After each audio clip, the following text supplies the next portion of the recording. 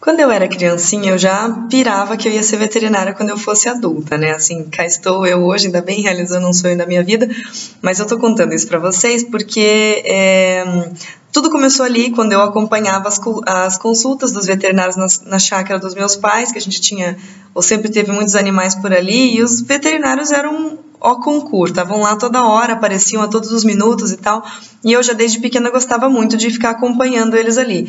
Eu creio que me lembro do momento em que eu ouvi a expressão corpo estranho pela primeira vez nessa minha infância, ainda sonhando em ser veterinária. Aquilo tinha ficado na minha cabeça, sabe? Corpo estranho, que palavra engraçada. Daí hoje ainda estava mexendo no Instagram e passo pela palavra corpo estranho em português traduzida para o inglês e alguém colocou lá falando em corpo alienígena para fazer uma tradução livre ali da expressão. Eu achei ela ainda mais estranha. O que é um corpo estranho, afinal de contas? Ele é um objeto ou algum tipo de material que o paciente ingere e que pode causar obstrução intestinal, vômito, dificuldade de motilidade intestinal também, diarreia, às vezes até a intussuscepção, dentre outras grandes complicações. Geralmente, as pessoas conhecem os cães já por eles terem o chamado de, atenção para outra expressão esquisita, apetite depravado. Significa que eles comem qualquer coisa que eles veem pela frente. Às vezes, pode ser que você olhe e fale, amor, mas um pano? Por que ele foi comer um pano? Não tem nada de gostoso ali, não tinha resto de comida, não tinha resto de nada, não tem cheiro de nada, mas é que às vezes para nós parece que não tem cheiro de nada, mas para eles realmente é alguma coisa que, por algum motivo, sei lá, interessou, sabe? Um paninho, às vezes uma touquinha que a gente coloca na cabeça, que fica com o cheiro da nossa cabeça, que tipo, é um cheiro que você pode não ter uma cabeça fedida, mas o cão com certeza sente o cheiro da tua cabeça ali, é um cheiro que identifica bastante aquela pessoa que usa a touca, por exemplo, com frequência. Cueca, então, meia, sutiã, coisas que ficam em contato direto com o nosso corpo, que dirá com os nossos órgãos genitais ali, assim. Realmente, às vezes, interessam aos cães meias também, meia calça, que faz um cheiro muito característico de ser humano, e eles, naquele afã de paixão por você, vão ali, comem, acabam ingerindo aquele chamado corpo estranho, e tem muitas complicações por isso. E hoje em dia, né, formada afinal, já veterinária, imaginologista, trabalhando com ultrassonografia, uma das coisas mais comuns para mim são os corpos estranhos. Eu pego isso com uma certa frequência alta, vamos dizer assim. E o que mais eu vejo aí na clínica é o pessoal relatando a ingestão de corpos estranhos tipo tecido mesmo, assim. É o que eles, por algum motivo, mais gostam, mas eu já peguei até uma cadela que tinha ingerido pedaços de drywall, sabe aquelas paredes de escritório, assim, que você bate e parecem ocas? Aquilo. Imagine o que tinha de interessante naquilo dali. E era uma Yorkshire, ou seja, um cão de pequeno porte, e ela tinha ingerido pedaços, assim, sei lá, muito grande, sabe? Eu não acompanhei a cirurgia ao vivo, mas ainda bem, eu tenho um bom contato com o pessoal ali que faz geralmente esse tipo de coisa, e eles me passam, sabe? Olha o que você viu no ultrassom aqui, olha o que você viu lá. Teve uma outra vez também que eu vi uma cadela, se eu não me engano era uma labrador ou uma golden retriever, agora eu não vou conseguir especificar direitinho a raça dela assim, mas eu sei que ela já não era novinha, e corpos estranhos geralmente são mais comuns em cães mais novos, porque eles ainda são mais descontrolados do que os cães mais velhos, que vão aprendendo que eles não devem comer determinadas coisas, porque aquilo não tem uma recompensa direta para eles, ou que aquilo pode causar realmente um mal-estar. Eventualmente eles aprendem, ainda que algumas raças, como os beagles, os cockers, spaniels, essas aí parece que por algum motivo não aprendem nunca e são sempre destruidoras e comedoras e ingestoras dos ditos corpos estranhos. Então, essa daí tinha uns 8 anos, ou seja, uma idade incomum para a formação de um corpo estranho, só que numa raça ou numa das raças ali que também é comum a gente ver esse padrão meio destrutivo, vamos dizer, que é o labrador ou o golden retriever, quando eles não são devidamente estimulados para gastarem toda a energia que eles têm. A gente fez o exame, ou melhor, eu fiz o exame nela e ela tinha alguma coisa esquisita lá dentro do estômago, alguma coisa estranha dentro do estômago, e na aparência do ultrassom, assim, o ultrassom nada mais é do que a transmissão de ondas sonoras, né, que devem bater em alguma coisa e voltar para mim produzindo o tal do eco, por isso se chama ecografia. Então, daí no momento em que eu tenho uma superfície, vamos dizer que nem esse paninho aqui, tem uma superfície ali que não permite tanto a passagem do som, como por exemplo a minha bochecha, que é mais mole. Então vai vir aqui assim o som, vai passar aqui em cima e eu vou ver a superfície desse pano. Eu não vou ver ele assim com detalhes, com listrinhas, com a cor e tudo, nem que tipo de tecido que é, mas eu vou ver uma superfície hiperecóica dentro, por exemplo, do estômago ou de alguma outra parte do conjunto intestinal, ali no caso falando do ultrassom, porque corpos estranhos podem estar alocados em outros lugares, como sistema respiratório, esôfago, traqueia, nariz, enfim, podem acabar em lugares esquisitíssimos.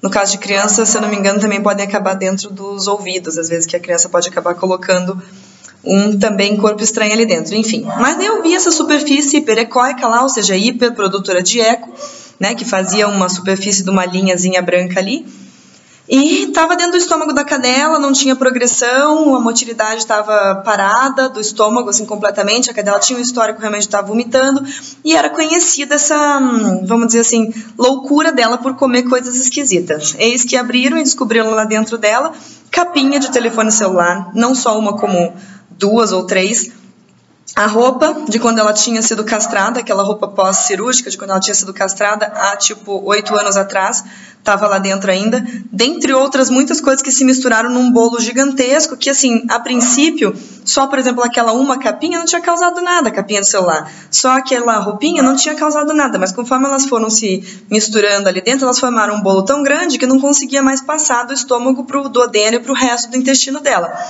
Ficou parado ali, diz que foi muito difícil a cirurgia, porque tiveram que abrir estômago e duodeno, foi uma coisa bem complicada.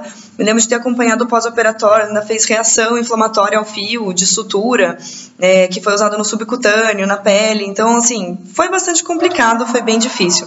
Mas foi interessante ver o que estava ali dentro. Daí, um tempo atrás, agora, eu peguei um outro caso de uma cadela, que era de um desses lares temporários, um desses lares temporários aí que servem para abrigar cães que foram resgatados da rua, para daí então eles passarem por esse chamado lar temporário e depois serem doados para as pessoas que vão fazer o lar definitivo deles. E essa cadela estava lá no meio de todos esses outros, e eu não sei como a cuidadora viu que a cadela não estava com um apetite muito legal. Eu falo não sei como porque eram tipo vários cães, assim, mais de 30 cães, mais de 40 cães, enfim. E ela viu que ela não estava com apetite legal, que parecia que ela não estava defecando, enfim. E quando a gente fez o exame, ela não só estava com um corpo estranho de tamanho assim expressivo dentro do estômago, e ela era uma cadela SRD de porte médio, assim, uma pretinha de porte médio, que estava com esse corpo estranho gigantesco dentro do estômago, que tinha, vamos dizer, desprendido, como se fosse de um pedaço dele aqui assim, tivesse saído um fio, que nem esse daqui do meu computador. Daí esse pedaço aqui ficou preso, então, na ponta do piloro, ou do piloro ali, que é a saída do estômago em direção ao duodeno. E esse fio aqui tinha seguido em direção ao duodeno para cá, causando um corpo estranho linear que estava preso aqui dentro do estômago, que não conseguia progredir porque era muito grande, mas que ficou aqui. Então, o que aconteceu? O intestino dela pegou e fez deu a volta uma vez, deu a volta 2 vezes e se dobrou sobre si mesmo, e acabou fazendo ainda também uma intussuscepção, como se não bastasse então o corpo estranho. Então ela tinha também uma intussuscepção, que é como se fosse esse intestino dobrando sobre si mesmo. Você tem o intestino que nem como se fosse a manga da tua roupa aqui, ele tentando tirar o corpo estranho linear dali de dentro, ele faz esse movimento aqui, ó.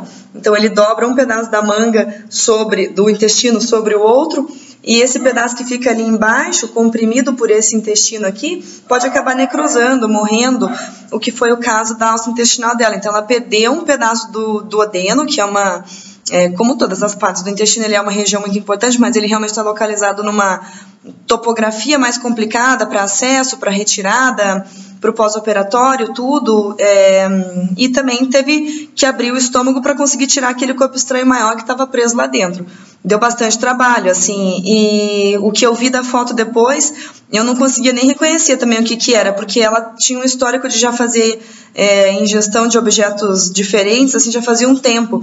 Só que, teoricamente, ela estava defecando esses objetos aí. Ninguém imaginava que estavam ficando vários deles parados ali dentro, que acabaram levando ao quadro que levaram. Ela teve um pós-operatório também bem complicado, porque mexer em alça intestinal é sempre uma cirurgia que é bastante contaminada, cujo pós-operatório é bastante dependente da cooperação do paciente, o que geralmente não existe dentro da medicina veterinária. Então, ela teve esse pós-operatório bem difícil, assim, mas até onde me consta, ela está bem, voltou a comer, ganhou um peso e tal. Então, realmente, qualidade de vida para ela agora, né? Porque se a gente deixa essa alça intestinal necrosada ali dentro, pode acabar levando a uma infecção generalizada, ou sepse, ou SIRS, enfim, e acabar matando essa paciente, sem contar que a própria desnutrição ali, que a não progressão do alimento até onde ele tem que passar pelo intestino para fazer todo o ciclo dele para ser aproveitado em nutrientes, na água, nas fibras e tudo, mesmo na produção de fezes. Não tendo isso assim, o paciente às vezes morre por inanição. Ele está comendo, mas ele acaba vomitando tudo, ele acaba não absorvendo nada do que ele precisa daquela comida e ele acaba morrendo de fome. Então, assim, é bem triste se você deixa aquilo dali progredindo sem fazer nenhum tipo de intervenção necessária. Daí hoje eu acabei topando com um caso um pouco diferente, que foi de um gato.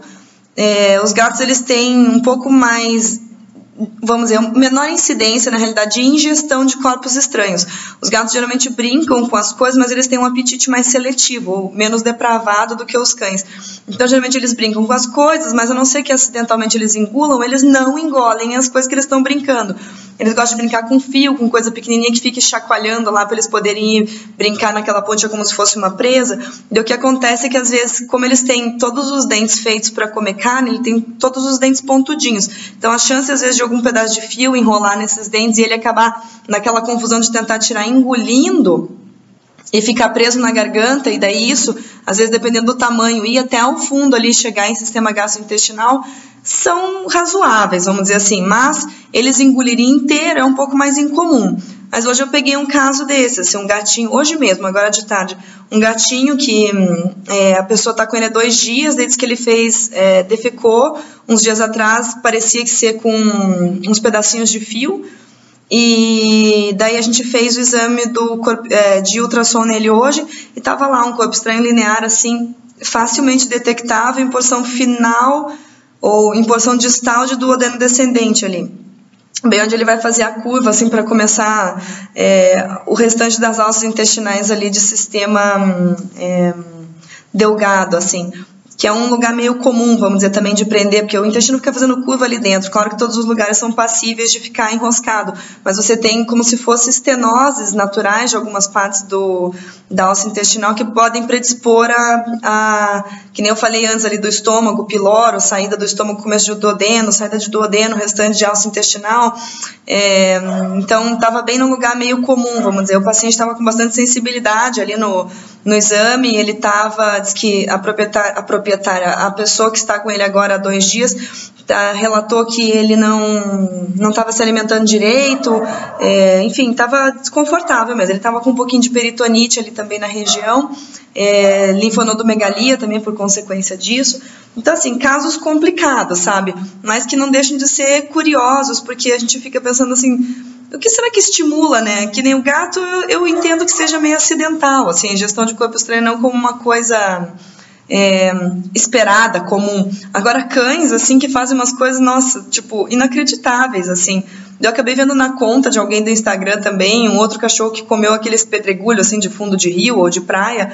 Daí eu acredito que o cão, pelo que eu vi na radiografia, tenha engolido, e daí na hora de tossir, o corpo estranho acabou ficando preso ali dentro do sistema nasal, assim, uma coisa muito, muito complicada. E daí, às vezes, que nem ali é mais fácil de mexer, mas em alça intestinal tem que estar muito atento, assim.